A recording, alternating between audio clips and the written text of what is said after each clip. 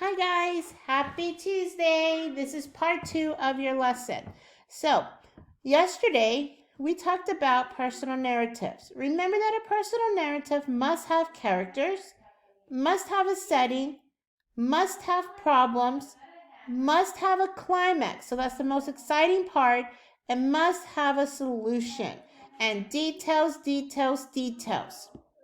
Okay, the writing process. So, yesterday we talked about brainstorming and mapping it out. Today we're going to talk about rough draft, revise and edit, and final draft. So, this is my rough draft. Okay, you are going to type up your story. It is okay to have misspelled words.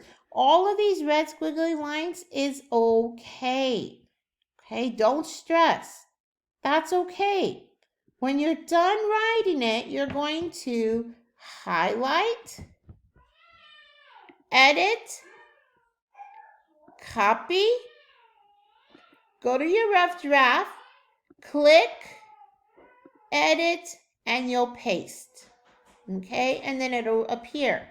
When you are editing and revising, I want you to think of arms and cups. So, arms is your revising. So when you're editing and revising, you're going to add sentences, remove words. Maybe you want to add a word. Move, change a sentence or word placement.